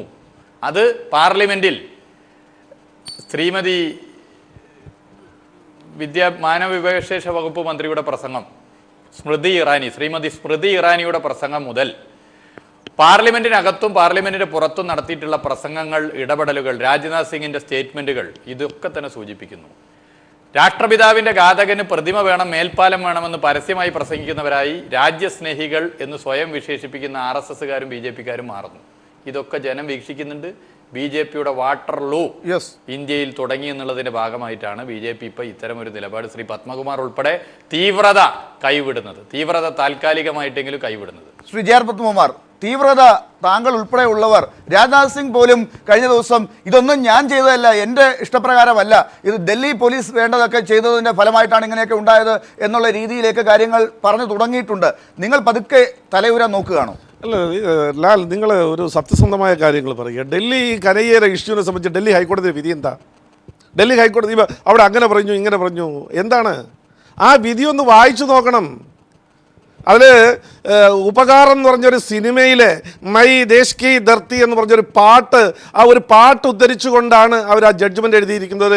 ഒരു ദളിതായ പ്രതിഭാറാണി എന്ന് പറയുന്ന ജഡ്ജി അതിലെന്താണ് പറഞ്ഞിട്ടുള്ളത്? വിദ്യാർത്ഥികളെ എങ്ങനെയാണ് അധ്യാപകർ സംരക്ഷിക്കേണ്ടത്, ഇതൊരു രോഗമാണ്, ഇത് മുറിച്ചു മാറ്റേണ്ട തന്നെ വേണം എന്നൊക്കെ പറഞ്ഞുകൊണ്ട് ആ ജഡ്ജ്മെൻറ്റ് പറയുമ്പോൾ ഇതെല്ലാം ഡൽഹി പോലീസ് എന്തോ കുഴപ്പമുണ്ടാക്കി. അങ്ങനെയാണെങ്കിൽ ഹൈക്കോടതി പറയുമായിരുന്നല്ലോ, തെറ്റിദ്ധരിപ്പിക്കരുത്. 2, ഇപ്പോൾ റിയാസ്, രണ്ടാമത്തെ കാര്യം പറയുന്നതിന് മുമ്പ് ശ്രീ പത്മകുമാർ അതിനകത്തൊരു സംശയം ചോദിച്ചോട്ടെ. ഈ ഡൽഹിയിൽ ഹൈക്കോടതിയിലെ ജസ്റ്റിസ് ഈ പറഞ്ഞ കാര്യങ്ങൾ കനയ്യകുമാർ ഈ ചെയ്ത കാര്യങ്ങളെല്ലാം ആവർത്തിക്കരുത് എന്നാണോ? കനയ്യകുമാറിന് 6 മാസം ഇടക്കാല ജാമ്യം കൊടുത്തിട്ട് ഇത്തരത്തിലുള്ള നടപടികൾ നിങ്ങൾ പങ്കെടുക്കരുത്, ഇയാളെ വീക്ഷിക്കാൻ ഒരു അധ്യാപകനെ ചുമതലപ്പെടുത്തി. എന്താ അതങ്ങനെയാണല്ലോ വേണ്ടത്. കനയ്യകുമാറിനോട് കോടതി പറഞ്ഞിരിക്കുന്നത് ഇങ്ങനെയൊന്നും ചെയ്യരുത്, ഇങ്ങനെയുള്ള കാര്യങ്ങളിൽ പോയി പെടരുത്, അങ്ങനെയുള്ള കാര്യങ്ങൾ നിങ്ങൾ ഇപ്പൊ പെട്ടിട്ടുണ്ടെങ്കിൽ നിങ്ങൾ അകത്ത് കിടക്കുമെന്നാണ്. പക്ഷേ അങ്ങനെ ഇല്ലാത്തതുകൊണ്ട് ജാമ്യം കൊടുത്തു. ഇങ്ങനെയുള്ള കാര്യം എങ്ങനെയാ? ഇങ്ങനെയുള്ള കാര്യത്തിൽ ഇടപെടുന്നത് എങ്ങനെയുള്ള കാര്യം? ഈ നിങ്ങളുടെ പോലീസ് എഴുതി കൊടുത്ത കാര്യങ്ങൾ എന്തിനു ഇങ്ങനെ ഇട്ട് നമ്മൾ ചാടിക്കളിക്കുന്നു? യഥാർത്ഥ വസ്തുത എല്ലാവർക്കും അറിയാം. പിന്നെ അത് അവിടെ നിൽക്കട്ടെ. എന്താണ് ജാമ്യം കൊടുത്ത സമയത്ത് പറഞ്ഞിട്ടുള്ളത്? എന്താണ് അവർ പറഞ്ഞിട്ടുണ്ടല്ലോ വളരെ വ്യക്തമായി, ഈ മുദ്രാവാക്യം വിളിക്കാനും ഇത്തരത്തിൽ പ്രവർത്തനം നടത്താനും ഒക്കെ അവസരം കിട്ടുന്നത് എങ്ങനെയാണ് എന്നുള്ളത് കൂടി പറഞ്ഞിട്ടുണ്ട്. കലാശാലകൾ അതിനുള്ള അല്ലാന്നും പറഞ്ഞിട്ടുണ്ട്. അത് അവിടെ നിൽക്കട്ടെ. പിന്നെ റിയാസ് പറഞ്ഞൊരു കാര്യം, ഇപ്പോൾ അക്രമത്തിനെതിരായിട്ട് ഉള്ളൊരു പ്രസ്താവന ഭയങ്കര ഒരു മാനവീയതയുടെ അവതാരമായിട്ട് മാറിയിട്ടുണ്ട്. യഥാർത്ഥത്തിൽ നമുക്കറിയാം, ഈ പാകിസ്ഥാൻ തീവ്രവാദത്തിനെതിരെ പ്രസംഗിക്കുന്നത് പോലെയാണ് മാർക്സിസ്റ്റ് പാർട്ടിയുടെ ഈ അക്രമ രാഷ്ട്രീയത്തിനെതിരായിട്ടുള്ള പ്രസ്താവന. അതിനപ്പുറം അതിനൊന്നുമില്ല. പിന്നെ അമിത്ഷാ ഇന്ത്യയുടെ BJP പ്രസിഡന്റാണ്. അദ്ദേഹം ഇവിടെ ഉണ്ടെങ്കിൽ പ്രസംഗിക്കും. ഇനി ഞങ്ങൾക്ക് അദ്ദേഹത്തിൻ്റെ പ്രസംഗത്തിന് ആളുകൾക്ക് വിരോധം ഉണ്ടെങ്കിൽ ആളുകൾ വിരോധം അടിച്ചുകൊള്ളട്ടെ. നിങ്ങളുടെ നേതാക്കന്മാരുടെ എല്ലാ പ്രസ്താവനകളും ആളുകൾ കൈയടിച്ചങ്ങ് സ്വീകരിക്കുകയല്ലേ. പിണറായി വിജയനായാലും ശരി, MP ജയരാജനായാലും ശരി, P ജയരാജനായാലും ശരി, വേറൊരു ജയരാജനുണ്ടല്ലോ, ഏത് ജയരാജനും EP ജയരാജനായാലും ശരി. അപ്പോൾ അതൊന്നും നമ്മൾ ഈ പറഞ്ഞ് കേരളത്തിലെ ജനങ്ങളെ തൽക്കാലം ഈ തെരഞ്ഞെടുപ്പിൽ നല്ല വോട്ട് കിട്ടിക്കോട്ടെ. പക്ഷേ അതൊന്നും അല്ലല്ലോ സംഭവം. യഥാർത്ഥ വസ്തുതകളെ മറച്ചു വെച്ചുകൊണ്ട് കുറേ പ്രശ്നങ്ങൾ RSS. യഥാർത്ഥ വസ്തുത ആരും പറയുന്നില്ലല്ലോ. എവിടെ യഥാർത്ഥ വസ്തുത? തെളിവുകളില്ല, വീഡിയോ ടേപ്പുകൾ യഥാർത്ഥത്തിലുള്ളതില്ല. അല്ല, എന്താ നിങ്ങൾക്ക് അറിയേണ്ടത് യഥാർത്ഥ വസ്തുത? ഈ കനയ്യകുമാർ എങ്ങനെ രാജ്യദ്രോഹിയായെന്നുള്ളത് ഇതുവരെയും ഉത്തരമായിട്ടില്ല. ഒന്നത്. രണ്ടാമത്തെ കാര്യം, ഈ കനയ്യകുമാറിനെ വധിക്കാനായി വന്നിരിക്കുന്ന ആളുകളും ആഹ്വാനം ചെയ്ത ആളുകളും ഒക്കെ ഉണ്ടല്ലോ, അവരെ തടയാൻ നിങ്ങൾ എന്ത് ചെയ്തിട്ടുണ്ട് ഇതുവരെ എന്നുള്ളതും ഇനി ചെയ്യുമായിരിക്കും എന്നാണ് ഉത്തരം. അത് പോലീസാണ് നടപടി എടുക്കേണ്ടത്, BJP അല്ലല്ലോ. ശ്രീ മുഹമ്മദ് റിയാസ്, BJP അല്ലല്ലോ അത് നടപടി എടുക്കാൻ നിയമം വഴിക്ക്. BJP അല്ല അതിനുള്ള നടപടി എടുക്കേണ്ടത്, അതൊക്കെ പോലീസാണ്. പോലീസ് വേറെ, BJP വേറെ, കേന്ദ്ര സർക്കാർ വേറെ.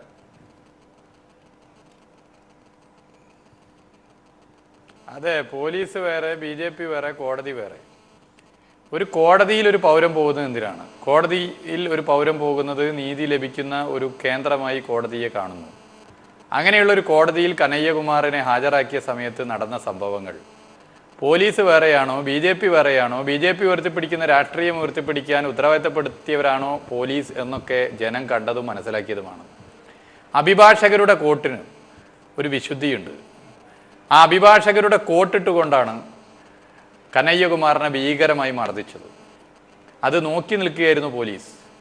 അഭിഭാഷക കോട്ടണിഞ്ഞുകൊണ്ട് ഒരു കൂട്ടം ഗുണ്ടകളെ പോലെ സംഘപരിവാർ അജണ്ട നടപ്പിലാക്കാൻ വേണ്ടി കനയ്യകുമാറിനെ മർദ്ദിച്ചപ്പോൾ അത് ഇന്ത്യയുടെ ചരിത്രത്തിൽ ഇന്ന് വരെ കോടതിയിൽ കാണാത്തൊരു സംഭവമായിരുന്നു. പ്രായമായ സ്ത്രീകളെ ഉൾപ്പെടെ ഭീകരമായി മർദ്ദിച്ചു. പോലീസ് നോക്കുകുത്തിയായി നിന്നുവെന്ന് മാത്രമല്ല, പോലീസുകാർ പരസ്യമായി പറഞ്ഞു അയാൾ രാജ്യവിരുദ്ധനാണ്, അതുകൊണ്ടാണ് ഇത് സംഭവിച്ചത് എന്ന്. ഇത് ഡൽഹിയിലെ എല്ലാ പത്രങ്ങളും എഴുതിയതാണ്. യഥാർത്ഥത്തിൽ ശ്രീ പത്മകുമാർ ഈ ചർച്ചയിൽ പങ്കെടുക്കുന്നുണ്ടല്ലോ. കനയ്യകുമാർ പാകിസ്ഥാന് വേണ്ടി പ്രസംഗിച്ചു എന്നായിരുന്നു പത്മകുമാർ ഉൾപ്പെടെയുള്ള സംസ്ഥാന നേതൃത്വം മുതൽക്ക് BJPയുടെ ദേശീയ നേതൃത്വം വരെ പറഞ്ഞിരുന്നത്. എന്നാൽ പാകിസ്ഥാന് വേണ്ടി ശ്രീ കനയ്യകുമാർ പ്രസംഗിച്ചില്ലെന്ന് മാത്രമല്ല, സഖാവ് കനയ്യകുമാർ പാകിസ്ഥാനെതിരെ നിലപാട് കൈക്കൊള്ളുന്ന പ്രസംഗം പിന്നീട് നടത്തുകയും ആരാണ് രാജ്യദ്രോഹികൾ, ആരാണ് രാജ്യസ്നേഹികൾ എന്ന് നിലപാട് പറയുകയും ഇന്ത്യൻ പ്രധാനമന്ത്രിയോട് ചില ചോദ്യങ്ങൾ ചോദിക്കുകയും ചെയ്തു. എന്നിട്ടും വ്യാജ വീഡിയോ ഹാജരാക്കിയത് സ്മൃതി ഇറാനിയുടെ പ്രിയപ്പെട്ടയാളാണെന്ന് ചില മാധ്യമങ്ങൾ ഉൾപ്പെടെ റിപ്പോർട്ട് ചെയ്തിട്ടും BJP നേതൃത്വം വേണ്ടിയിട്ടില്ല. അപ്പം നിങ്ങൾ എന്തുകൊണ്ടാണ് ഒരു ചെറുപ്പക്കാരനെ, ആ ചെറുപ്പക്കാരനെ ഉൾപ്പെടെയുള്ള JNUവിലെ വിദ്യാർത്ഥികളെ രാജ്യവിരുദ്ധരാക്കാൻ ശ്രമിച്ചതെന്ന് ശ്രീ പത്മകുമാർ ഇനിയെങ്കിലും പറയണം. ഇപ്പം അദ്ദേഹം പറയുന്നത് വേറെ നിലയിലേക്കാണ്. അപ്പം ആദ്യം നിങ്ങൾ എങ്ങനെ പറഞ്ഞു, സമൂഹത്തെ തെറ്റിദ്ധരിപ്പിക്കാൻ ശ്രമിച്ചത് എന്തിന്? ഈ ചോദ്യമാണ് ഇവിടെ വരുന്നത്. പിന്നെ നിങ്ങൾ പറഞ്ഞല്ലോ അമിത്ഷായുമായി നിങ്ങൾ താരതമ്യം ചെയ്ത് ആരെയാണ്? കേരളത്തിലെ CPIMന്റെ നേതാക്കന്മാരെ. കേരളത്തിലെ CPIMന്റെ നേതാക്കന്മാർ ഒരു വംശത്തെ ആകെ ആക്രമിച്ച് കൊലപ്പെടുത്തിയതിന് നാട് കടത്തപ്പെട്ടിട്ടില്ല. ഗുജറാത്തിൽ വംശീയഹത്യയുടെ പേരിൽ ആഭ്യന്തര വകുപ്പ് മന്ത്രിയായപ്പോൾ നാട് കടത്തപ്പെട്ടയാളാണ് അമിത്ഷാ. തൃശൂലം കൊണ്ട് ഗർഭസ്ഥ ശിശുവിനെ കുത്തി പുറത്തെടുത്ത, സ്ത്രീകളെ ഉൾപ്പെടെ ബലാത്സംഗം ചെയ്ത് ചുട്ടുകൊന്ന ഗുജറാത്ത് വംശീയ ഹത്യയുടെ റിപ്പോർട്ട്, നീണ്ട റിപ്പോർട്ട് ഞാനിവിടെ സമയക്കുറവ് പോലും പറയുന്നില്ല. പക്ഷേ അതിലെ പ്രധാനപ്പെട്ട വ്യക്തിയാണ് അമിത്ഷാ. പുള്ളിമാന്റെ പുള്ളി തേച്ചു മാച്ച് കളഞ്ഞാൽ എന്തായാലും പോകില്ല മിസ്റ്റർ പിണറായിയെ കുറിച്ച് പറഞ്ഞു, അമിത്ഷായെ കുറിച്ച് തിരിച്ചും പറഞ്ഞു. ഇനി ആ ഭാഗം ചർച്ചയ്ക്ക് എടുക്കരുത്. ഞാൻ ശ്രീ പത്മകുമാർ, ഞാൻ അങ്ങയിലേക്ക് വരുന്ന ചോദ്യം ഇതാണ്, അങ്ങ് എങ്ങനെ വേണമെങ്കിലും ഉത്തരം പറഞ്ഞോളൂ. ഇതാ ഇപ്പൊ ഇവിടെ ചൂണ്ടിക്കാട്ടിയതുപോലെ ഉള്ള കാര്യങ്ങൾ, ദേശസ്നേഹി ആര് എന്നുള്ളത് ചില കൂട്ടരൊക്കെ ഇങ്ങനെ പറയുന്നുണ്ട്, BJPയും പറയുന്നുണ്ട്. കനയ്യകുമാർ ദേശസ്നേഹി അല്ല എന്നുള്ള കാര്യത്തിൽ നേരത്തെ 100 നാവ് തന്നെയായിരുന്നു നിങ്ങൾക്ക് എല്ലാ ചർച്ചകളിലും. ഇപ്പോഴും അതിന് നിങ്ങളുടെ കയ്യിൽ തെളിവുണ്ടാകും, പോലീസ് അത് കൊണ്ടുവരുമെന്നാണ് നിങ്ങൾ പറയുന്നത്. ഇന്നിപ്പോൾ അദ്ദേഹത്തെ വധിക്കാൻ ശ്രമിച്ചവരും പറയുന്നത് ഭാരത മാതാവിനെതിരെ പ്രവർത്തിക്കുന്ന കനയ്യകുമാറിനെ വധിക്കണമെന്ന നിലപാടിൽ മാറ്റമില്ല എന്നാണ് ഈ ആദിത്യ ശർമ്മ പറഞ്ഞിരിക്കുന്നത്. അതായത് നിങ്ങളുടെ ആ ആഹ്വാനം അനുസരിച്ച് ആളുകൾ ഈ കനയ്യകുമാറിനെ വധിക്കാനും കൈകാര്യം ചെയ്യാനും ശ്രമിച്ചു തുടങ്ങിയിരിക്കുന്നു, നിങ്ങൾ മിണ്ടാതിരിക്കുന്നു. ആദിത്യ ശർമ്മയുടെ നിലപാടുകൾക്ക് മറുപടി പറയാൻ ഞാൻ ആളല്ല. ഞാൻ പറയുന്നത് ഭാരതീയ ജനതാ പാർട്ടിയുടെ നിലപാടുകളെ കുറിച്ചും. ഈ ആദിത്യ ശർമ്മയെ പിടിച്ച് ജയിലിനകത്തിടണ്ടേ, അന്വേഷണ വിധേയമായി അറസ്റ്റ് ചെയ്യണ്ടേ? ഞാനൊന്ന് പറയട്ടെ, നിങ്ങൾ ഞാൻ സംസാരിക്കുമ്പോൾ ഇങ്ങനെ കയറി ഇടപെട്ടുകൊണ്ടിരുന്നാൽ ബുദ്ധിമുട്ടാണ്. ആദിത്യ ശർമ്മയുടെ നിലപാടുകളെ മറുപടി പറയേണ്ട നിലപാട് എനിക്കില്ല. എനിക്ക് ചുമതല അത് അദ്ദേഹത്തിനെതിരായിട്ട് നടപടികൾ പോലീസ് എടുക്കും, പോലീസ് അതിന്റെ വഴിക്ക് പോകണം. അല്ല, അത് വന്നില്ലെങ്കിലേ ഉള്ളൂ ഇങ്ങനെ പോസ്റ്റർ പുറത്തപ്പെട്ടു, അത് നമുക്ക് കാത്തിരിക്കാം. ഒരാൾ മരിക്കാൻ വേണ്ടി 1 മിനിറ്റ് മതി, സെക്കൻഡ് മതി. അത് നടക്കട്ടെ, അതിനെ സംബന്ധിച്ച്. പിന്നെ അദ്ദേഹം പറഞ്ഞ മറ്റൊരു കാര്യം, ഈ വ്യാജ വീഡിയോയെ കുറിച്ച് കാര്യങ്ങൾ പറഞ്ഞു. ഇതെന്താ ഇത്? ഇപ്പോൾ ഒരു ഫോറൻസിക് റിപ്പോർട്ട് വന്നത് എന്താ, എവിടെ നിന്നാണ് വന്നത്? ഡൽഹി ഗവൺമെൻറ് BJPയെ ഡിഫൈം ചെയ്യാൻ വേണ്ടി ഇരിക്കുന്ന ഒരു ഗവൺമെൻറ്, ആ ഗവൺമെൻറ് ഒരു അന്വേഷണ കമ്മീഷനെ കുറിച്ചിട്ട് അതിൻ്റെ റിപ്പോർട്ട് വന്നിട്ട് അതൊരു വലിയ തെളിവായിട്ട് വരികയാണ്. ഡൽഹി പോലീസിൻ്റെ റിപ്പോർട്ട് വരട്ടെ, നമുക്ക് നോക്കാം ആരാണ്. ഈ തെളിവുകളിലും റിപ്പോർട്ടുകളിലും ഒന്നും നിങ്ങൾക്ക് വിശ്വാസമില്ല. നിങ്ങൾ ആദ്യമേ കുറെ കാര്യങ്ങൾ നിങ്ങളുടെ മനസ്സിൽ കരുതിയിട്ടുണ്ട്, അതുപോലെ റിപ്പോർട്ട് വരുന്നത് വരെ നിങ്ങൾ കാത്തിരിക്കുകയാണ്. അതുവരെ നിങ്ങൾ ഇങ്ങനെ കനയ്യകുമാറിന് എതിരെ ആരെങ്കിലും ഒക്കെ ആഹ്വാനമായിട്ട് വന്നാലും നിങ്ങൾ ഇങ്ങനെ താമസിച്ച് കാര്യങ്ങളൊക്കെ എടുക്കുകയുള്ളൂ. പിന്നെ മുഹമ്മദ് റിയാസ് പറഞ്ഞ മറ്റൊരു കാര്യം, എൻ്റെ ചോദ്യത്തിന് മറുപടി അത് പറയാം. നിങ്ങൾ ആദ്യം മുഹമ്മദ് റിയാസ് പറഞ്ഞ മറ്റൊരു കാര്യം, ഈ അമിത്ഷായെ നാട് കടത്തിയെന്ന് പറഞ്ഞാൽ ഏത് കേസായിരുന്നു അത്?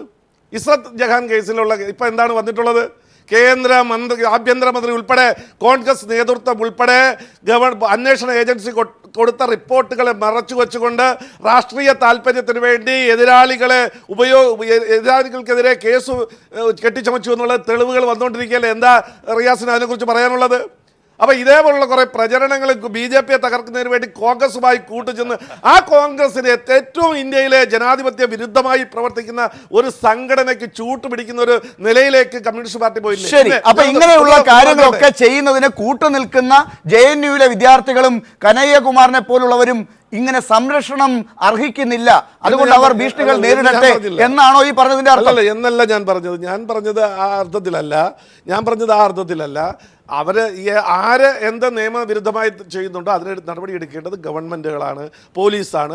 ഗവൺമെന്റ് ആരുടേതാണെന്നാണ് ഇപ്പോഴും സംശയം. ആരുടേതാണെന്ന് പറഞ്ഞാൽ ഇപ്പൊ കേരളത്തിൽ ഏറ്റവും കൂടുതൽ കാലത്ത് ഭരണം നടത്തിയിട്ടുള്ളതെല്ലാം LDF ആണ്. ഈ കേരളത്തിൽ നടന്നിട്ടുള്ള ഈ അന്വേഷണത്തിൽ കനയ്യകുമാറിന്റെ കാര്യത്തിൽ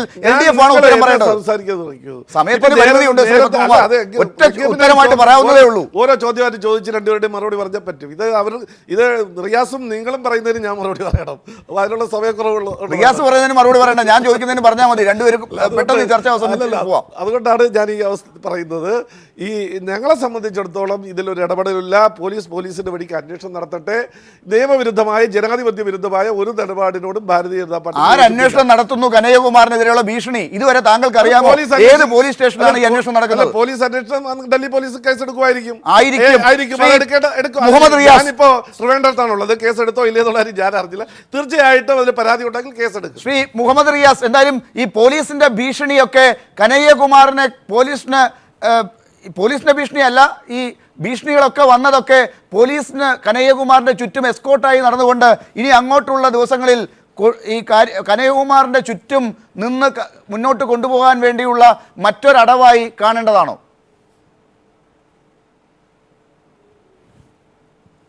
ഇതിലൊന്ന്, ശ്രീ പത്മകുമാർ ഉൾപ്പെടെയുള്ള BJPയുടെ കേരളത്തിലെ നേതാക്കന്മാർ ഇന്നലെ തെരഞ്ഞെടുപ്പ് പ്രഖ്യാപിച്ചതിന് ശേഷം ഇത്തരം വിഷയങ്ങളിൽ ചർച്ചയിൽ പങ്കെടുക്കുമ്പോൾ എടുക്കുന്ന നിലപാടും മുമ്പ് 2 ആഴ്ച മുമ്പ് എടുത്ത നിലപാടിനെ വീഡിയോ ക്ലിപ്പിംഗ് ഒന്ന് വെച്ച് നോക്കിയാൽ രണ്ടിൻ്റെ വൈരുദ്ധ്യം മനസ്സിലാക്കാൻ വേണ്ടി സാധിക്കും. അതിൽ നിന്ന് തന്നെ കേരളത്തിൻ്റെ മതനിരപേക്ഷതയുടെ വലുപ്പം എത്രയുണ്ട് എന്ന് മനസ്സിലാക്കാം. 2, ഞാൻ ചോദിച്ച ഒരു ചോദ്യത്തിന് അദ്ദേഹം ഉത്തരം പറഞ്ഞിട്ടില്ല. അദ്ദേഹം ചർച്ചയിൽ പങ്കെടുത്ത സമയത്തിൻ്റെ 1/5 മാത്രമേ എനിക്ക് തന്നിട്ടുള്ളൂ. സാരില്ല, അതിലെനിക്ക് കുഴപ്പമില്ല, കാരണം ന്യായത്തിന് അധികം സമയം വേണ്ട, അദ്ദേഹം എത്ര പറഞ്ഞിട്ടും കാര്യമില്ല. അഭിഭാഷകരെ കുറിച്ച് ഞാൻ പറഞ്ഞു. രാജ്നാഥ് സിംഗിന്റെ പ്രിയപ്പെട്ട അഭിഭാഷകൻ, സുഹൃത്ത്, രാജ്നാഥ് സിംഗിനൊപ്പം ഫോട്ടോയുള്ള എപ്പോഴും നടക്കുന്ന അഭിഭാഷകനാണ് ആ മർദ്ദനത്തിന് നേതൃത്വം കൊടുത്ത്. അദ്ദേഹത്തെ നിങ്ങൾ നടപടിയെടുത്തോ? ഈ ചോദ്യത്തിന് നിങ്ങൾ ഉത്തരം പറഞ്ഞിട്ടില്ല. പഴയതിലേക്ക് പോകരുത് എന്ന് എപ്പോഴും ചർച്ചയിൽ പങ്കെടുത്ത് പറയുന്നവരാണ് BJP-യുടെ കേരളത്തിലെ നേതാക്കന്മാർ. 948 ജനുവരി 30 നാത്തൂറാം ഗോഡ്സെ പറഞ്ഞാൽ അവരുടെ കണ്ണ് ചോക്കും. ദേശീയ പതാക ത്രിവർണ്ണ പതാക ആക്കരുതെന്ന് രേഖാമൂലം പറഞ്ഞാൽ അവർക്ക് ഇഷ്ടപ്പെടില്ല. വീര സവർക്കർ ജയിലിൽ കിടക്കാൻ മടി കാണിച്ച് മാപ്പെഴുതി കൊടുത്തത് പറഞ്ഞാൽ അവർ ഇഷ്ടപ്പെടില്ല. എന്നാൽ അവർ ബാബരി മസ്ജിദ് വിഷയത്തിൽ ചരിത്രത്തെ ഓർമ്മപ്പെടുത്തും. അപ്പൊ ചരിത്രത്തിന്റെ വസ്തുതകളെ തമസ്കരിക്കാനും ചരിത്രത്തെ വളച്ചൊടിക്കാനും എന്നും ശ്രമിക്കുന്ന ഫാസിസ്റ്റുകളെയും നാസിസ്റ്റ് രീതികളെയും പിന്തുടരുന്നവരോട് ഒറ്റ ചോദ്യമേ എനിക്ക് ചോദിക്കാനുള്ളൂ. ഒറ്റ ചോദ്യം: JNUവിലെ വിദ്യാർത്ഥികളാകെ ദേശവിരുദ്ധരാണെന്ന് നിങ്ങൾ പറഞ്ഞ നിലപാടിൽ നിങ്ങൾ ഇപ്പോൾ നിൽക്കുന്നുണ്ടോ എന്ന ചോദ്യം. അതിന് ഒറ്റ വാക്കിൽ ഉത്തരമുണ്ടെങ്കിൽ പറയാം, ഇല്ലെങ്കിൽ നമുക്ക് ഒറ്റ വാക്കിൽ തന്നെ അത് ശ്രീ പത്മകുമാർ ദേശവിരുദ്ധ ഇന്ത്യയിലെ ഉത്തരവാദിത്തപ്പെട്ട കേന്ദ്രമന്ത്രി പ്രവർത്തനം തന്നെ നടത്തുന്ന മൊത്തം JNUവിന്റെ മൊത്തം അടങ്കലൊന്നും ആരും ഏറ്റെടുക്കണ്ട. ഇല്ല, നമുക്ക് സമയത്തിന്റെ പരിമിതി ഉള്ളതുകൊണ്ട് മാത്രം അതിന് പൂർണ്ണമായ ഉത്തരം ലഭിച്ചോ എന്നുള്ളത് പ്രേക്ഷകർ തന്നെ വിലയിരുത്തട്ടെ. വളരെ നന്ദി ഈ ചർച്ചയിൽ പങ്കെടുത്തതിന് ശ്രീ മുഹമ്മദ് റിയാസ്, ശ്രീ JR പത്മകുമാർ. ബാർക്കോഴ കേസിൽ KM മാണിയെ കുറ്റവിമുക്തനാക്കിക്കൊണ്ട് വിജിലൻസ് SP സുകേശൻ സമർപ്പിച്ച തുടരന്വേഷണ റിപ്പോർട്ടിൽ പരിഗണിക്കുന്നത് അടുത്ത മാസം 16-ലേക്ക് മാറ്റി. V മുരളീധരൻ, VS സുനിൽകുമാർ, നോബിൾ മാത്യു എന്നീ എതിർകക്ഷികൾ സമയം നീട്ടി ചോദിച്ചതിനെ തുടർന്നാണ് കേസ് അടുത്ത മാസത്തേക്ക് മാറ്റിയത്.